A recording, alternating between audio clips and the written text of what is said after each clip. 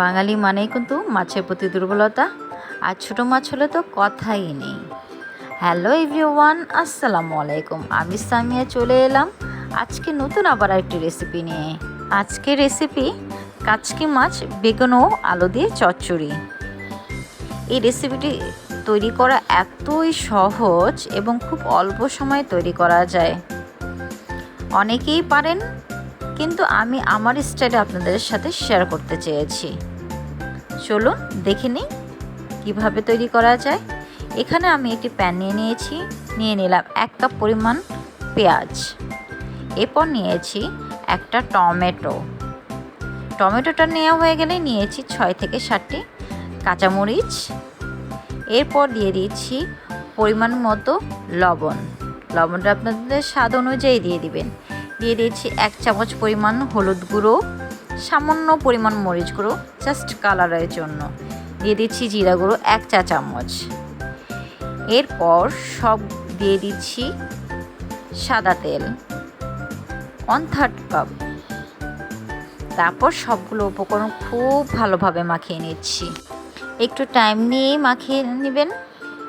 এই পর্যায় পর্যন্ত যারা ভিডিওটি দেখলেন চ্যানেলটি সাবস্ক্রাইব করে দেওয়ার অনুরোধ রইল। মশলাটা খুব ভালোভাবে মাখানো হয়ে গেলে এখন আমি নিয়ে নিচ্ছি কাচকি মাছ 1/2 কেজি। খুব ভালোভাবে পরিষ্কার করে ধুয়ে নিয়েছি পানি ঝরিয়ে। এখন দিয়ে দিলাম মাছটুকু। এরপর এর সাথে আমি দিয়ে দিচ্ছি একটা বেগুন আর ছোট একটা আলু। তারপর আমি এই বেগুন, আলু ও মাছটা ওই যে মশলাটা মাখিয়েছিলাম না, ওটার সাথে কিন্তু খুব ভালোভাবে মাখিয়ে নিচ্ছি। একদম আলতো হাতে এটা করে নিতে হবে। মাছগুলো খুব নরম, তাই কিন্তু জোরে মাখানো যাবে না। যে দেখতেই পাচ্ছেন আমি খুব আলতোভাবে এটা করে নিয়েছি। এখন আমি এতে 1 কাপ পরিমাণ পানি দিয়ে দিচ্ছি। পানিটা কিন্তু আপনারা আপনাদের প্রয়োজনীয় অনুযায়ী দিবেন, যে আপনারা কতটুকু ঝোল রাখবেন সে অনুযায়ী নিয়ে নেবেন। আমি আমার প্রয়োজন অনুযায়ী নিয়ে নিয়েছি। তারপর আমি ঢাকনা দিয়ে ঢেকে দিলাম। তারপর চুলা গ্যাসটা অন করে নেব।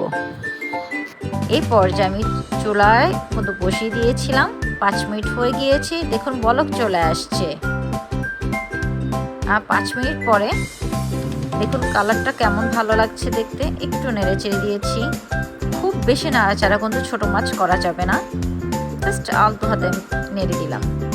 তারপর আমি আবার ঢাকনা দিয়ে ঢেকে দিব 10 মিনিটের জন্য। এই পর্যায়ে ভিডিওটি ভালো লাগলে একটা লাইক দিয়ে দিবেন। আরেকটি কথা, ভিডিওটি টেনে টেনে দেখবেন না, এতে চ্যানেলটার খুবই ক্ষতি হয়। ভালো যদি না লেগে থাকে তাহলে ইগনোর করার অনুরোধ রইল, কিন্তু কেউ ক্ষতি করবেন না। অবশ্যই ফলো ওয়াচ করবেন। দেখুন আমার ঝোলটা কিন্তু অনেকটাই কমে আসছে। 10 মিনিট পরে কালারটা এত সুন্দর এসেছে। তারপর আমি ঢেকে দিয়েছি। এই পর্যায়ে ঢেকে দেওয়ার পর আমি 5 মিনিট কুক করে নিলাম। এখন দেখুন ঝোলটা কিন্তু অনেকটাই কমে আসছে। তারপর আমি একটু ধনেপাতা দিয়ে দিচ্ছি। ধনেপাতাটা কিন্তু একটু বেশি পরিমাণেই দিবেন। এতে যেমন স্মেলটা ভালো আসে, টেস্টটাও কিন্তু খুবই ভালো আসে, আর দেখতে কিন্তু মাশাআল্লাহ।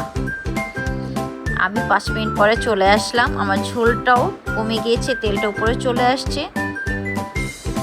আমার কাচকি মাছ কমপ্লিট। এখন সার্ভ করে নিলাম। এত টেস্ট হয়েছে, আপনি শুধুমাত্র এই ছোটো মাছটা দিয়ে ভাত খেয়ে ফেলতে পারবেন। আমি খুব সহজভাবে রেসিপিটি দেখানোর চেষ্টা করেছি। আশা করছি আপনাদের ভালো লাগবে।